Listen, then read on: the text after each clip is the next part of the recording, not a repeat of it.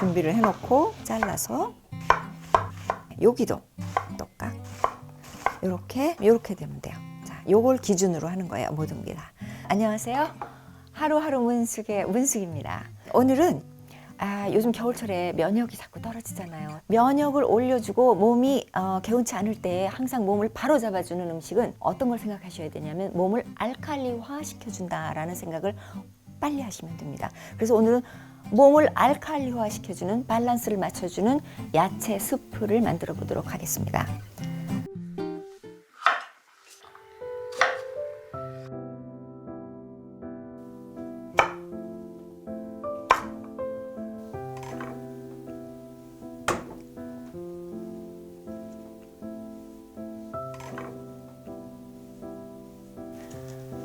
이제 겨울철에 몸이 좀 뿌듯뿌듯하든가 찌뿌둥하다든가 아니면 면역에 또 관심이 있는 분들이 많이 있으시죠. 면역이 좀 떨어지는 것 같은 기분이 든다든가 이제 그럴 때는 얼른 첫 번째로 생각할 수 있는 게 우선 쉬운 거를 만들어서 몸을 알칼리성을 만들어주는 음식을 먹는 게 중요해요. 그래서 그 알칼리성 음식이 무엇인가를 빨리 생각해야 돼요. 몸이 산성화가 되면 면역이 떨어지면서 모든 병에 걸릴 수 있는 어떤 그런 그 몸의 환경을 만들어줘요. 그래서 몸을 빨리 알칼리성을 시켜주는 음식이 필요합니다. 그래서 그 알칼리화 시켜주는 음식으로 그 야채 스프라고 하죠. 그러니까 우리나라로 말하면 찌개 정도 되는데 이제 그렇게 짜지는 않아요. 그래서 그 짜지 않으면서도 그 뻑뻑한 야채 스프죠. 이제 그거를 한번 쉽게 만들어 볼게요. 기본적으로 야채 스프의 기본은 세 가지야. 양파, 당근, 그 다음에 샐러리예요. 서양 야채 스프에 어디에든 이 기본적으로 들어가는 게 서양 스프의 기본은 양파, 당근, 샐러리입니다. 양파를 넣어야 국물이 맛있어져요. 달큰하고. 이것도 달죠. 그래서 달고 맛있고 얘를 넣어야지 칼칼하고 상큼하게 요 세 가지가 항상 요 세 가지만 기본적으로 이거는 잊지 말고 외워두시면 되겠습니다. 세 가지 양파, 당근, 샐러리 요 세 가지만 있으면 어떤 음식이든지 요거 베이스로 시작이 돼요. 자, 한번 잘라볼게요. 야채 스프 할 때는 한 입에 쏙쏙 들어갈 수 있도록 이걸 이렇게 조그맣게 잘라주는 게 중요해요. 조그맣게 잘라서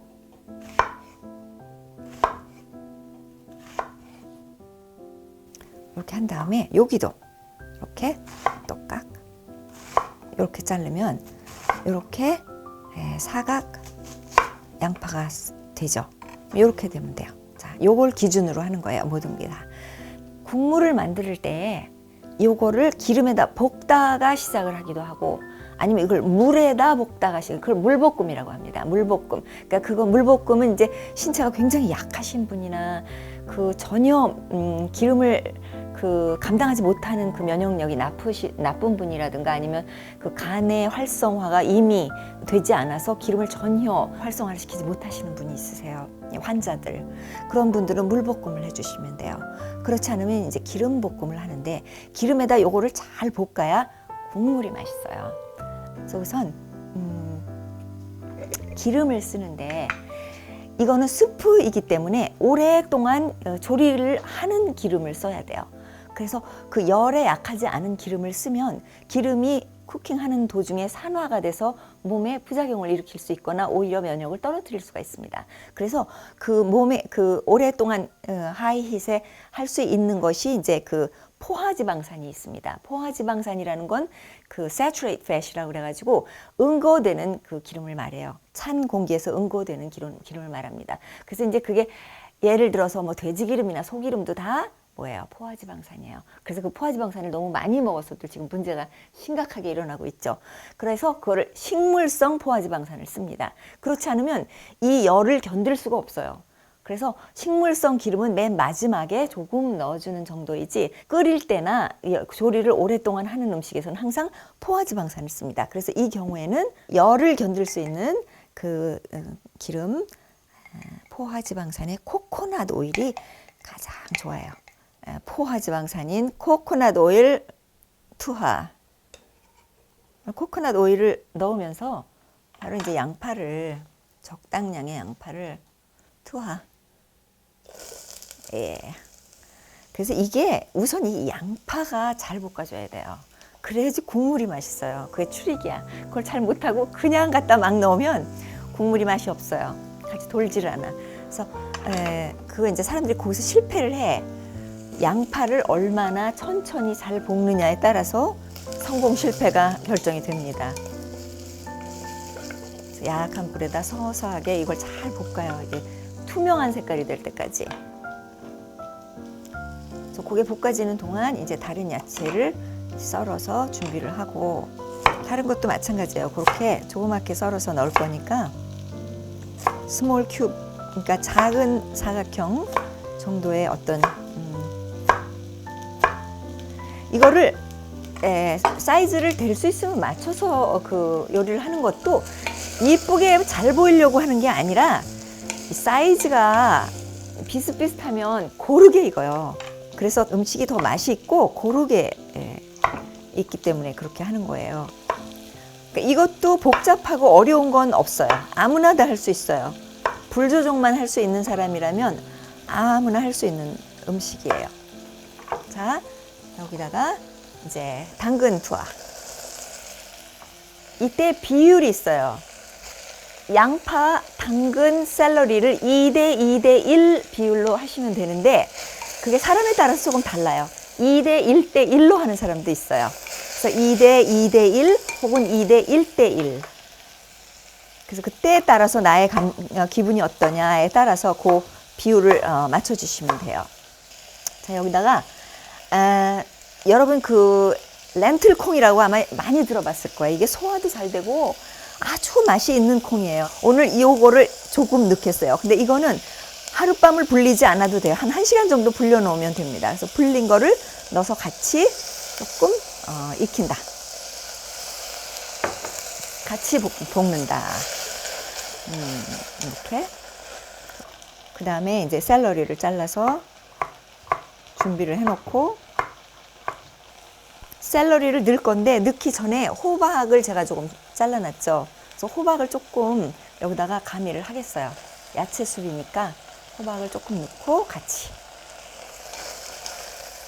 볶는다. 그래서 이때 잘못 볶으면 타거나 아니면 이게 들리거나 뭐 따로따로 있거나 그러면 국물에 영향을 미쳐요. 그러니까 그거를 적당하게 차분히 볶아줘야 돼요. 자, 샐러리 투하. 그래서 색깔이, 냄새가 좋죠? 냄새가 좋지, 벌써. 냄새가 이렇게 풍기고, 그 다음에 이제 요번에는 씨설트를, 요건 바닷소금이에요. 조금 이렇게 넣고, 아주 그 좋은 셰프들은 이 소금, 음식에 따라서 이 소금을 다른 걸 써요. 아주 중요해요. 스튜를 할 때는 그 대신 소금을 여러 가지를 복합하면 굉장히 아주 풍부한 맛이 나요. 재밌어요. 자, 여기다가 한 가지 더. 호박을 또 넣을 건데, 요 파란 호박, zucchini 호박이라고 그러죠. 이탈리안 사람들이 많이 쓰는 zucchini 호박입니다. zucchini 호박이 우리나라 호박보다 조금 더 단단해요. 그래서 스튜를 할 때는 그 된장찌개 할 때랑 달리 요 zucchini가 조금 더 괜찮아요. 그래서 요것도 4분의 1을 잘라서 투하.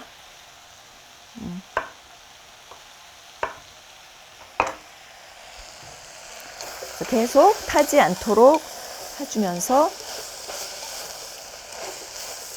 자, 이제 거의 다 볶아졌어요. 이게 보니까 거의 다 볶아졌는데, 여기서 중요한 거는 여기서 이렇게 밑이 따뜻할 때 물을 넣어줘야 돼요. 그냥 물입니다. 많이 할 때는 이렇게 야채 꽁지가 많이 남아요. 이런 것들을 한번 삶은 물을 부으시면 돼요. 근데 여기서는 지금 조금밖에 안 하니까 그 물이 없어서 그냥 물을 부을게요. 항아리에 있는 물을, 그래서 이렇게 물을 채워주는 거예요. 그래서 이제 여기서부터는 불을 올려주면 돼요. 불을 올려주고 물을 더 붓고,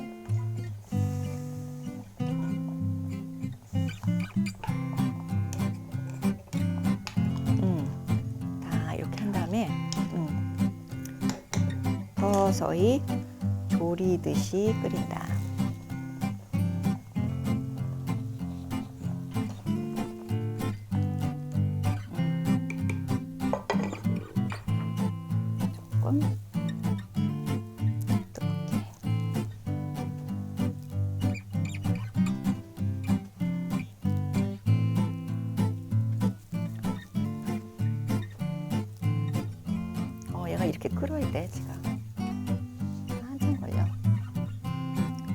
기운을 주는 거야.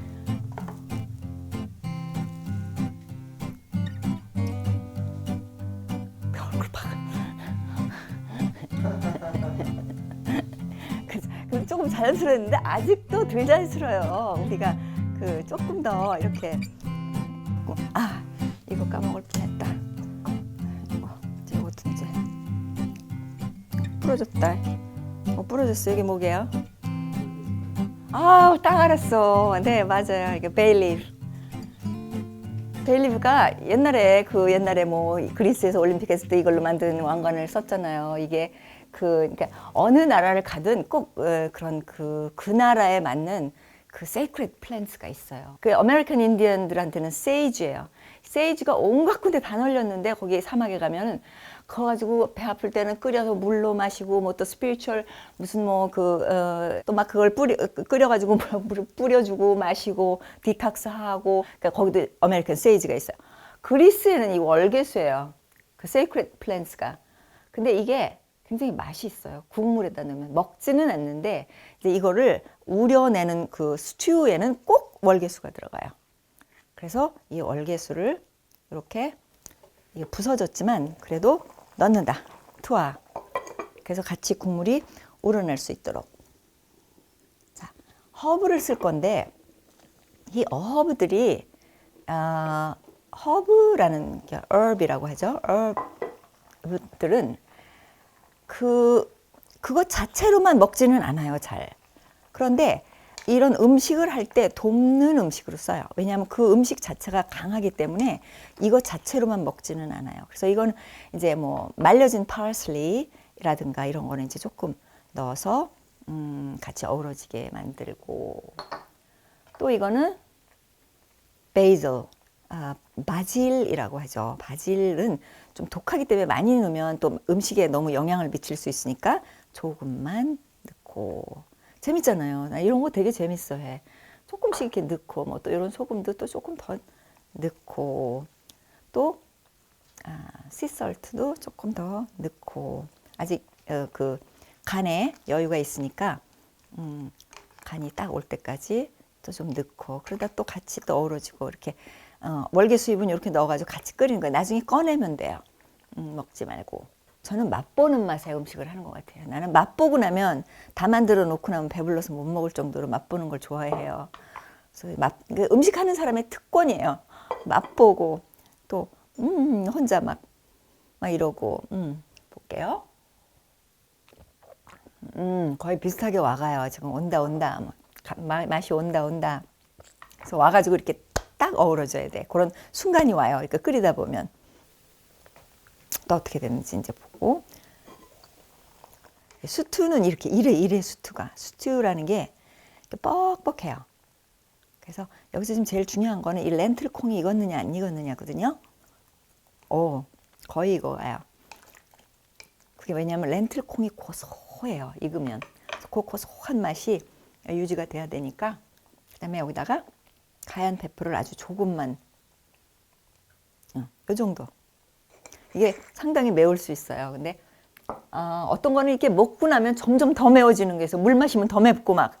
근데 카얀 페퍼는 한번 들어가면 확 맵고 확 사라져요. 이 맨 마지막에 도마도가 들어갈 거예요. 왜냐하면 이것들이 텁텁해. 나중에 그 기름이 들어가고 그래서 그 텁텁한 거를 이제 막기 위해서 도마도가 들어가야 맛을 잘라요. 그래서 야채 수프의 맨 마지막에 도마도를 항상 넣죠. 도마도도 똑같이 작은 사이즈로 잘라서. 그 야채 수프를 만들 때 제일 어려운 일이 뭐냐면 야채 자르는 일이에요. 그래서 야채만 잘 자르면 돼요. 손가락 안 자르고 야채만 잘 자르면 그 다음에는 이제 금방 돼요. 이 파세리를 많이들 모르세요. 파세리는 슈퍼푸드에 해당하는, 왜냐하면 우리 몸에 들어가서 디톡스를 파세리만큼 잘하는 게 없어요. 모든 그 몸에 좋지 않은 그 헤비메탈이라고 하죠. 중금속을 몸 밖으로 배설시키는 역할을 해요. 그리고 간의 활성화를 돕고 최고의 디톡스 음식입니다. 그래서 파세리는 그 서양 음식에서는 항상 우리나라에 파 쓰듯이 파마늘 넣듯이 아무데나 다 파마늘 넣듯이 써요. 그 순서가 안 맞고 도마도 먼저 하고 뭐 이렇게 되면 맛이 없어요. 도마도가 막 죽이 되고 양파가 들리고 우들우들하고 이런 현상이 일어나서 그걸 잘 맞춰 주셔야 돼요. 순서. 그러니까 복습 한번 해보자. 자, 기본 재료 양파, 당근, 샐러리 2대 1대 1 혹은 2대 2대 1. 양파를 제일 먼저 넣고 잘 볶는다. 토마토는 제일 마지막에 넣는다. 이제 요거만 기억을 하면 그래서 국물이 이렇게 맛있게 돼요. 아주 맛있어요. 어떻게 해도 맛있어요, 이거는. 마지막으로 후추와 올리브유를 조금 넣어서 이 베일리프를 꺼내야 되겠죠. 베일리프, 월계수 꺼내고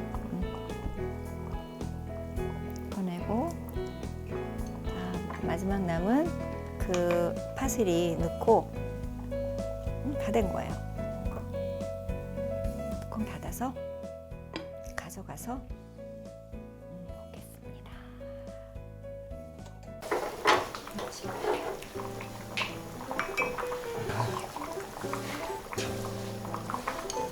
어떨 때는 해리포터가 되고 싶어. 이야, 걔는 맨날 이거 하나만 갖고도 다 해. 젓가락 2짝도 아니야, 한 짝만. 하루하루 문숙.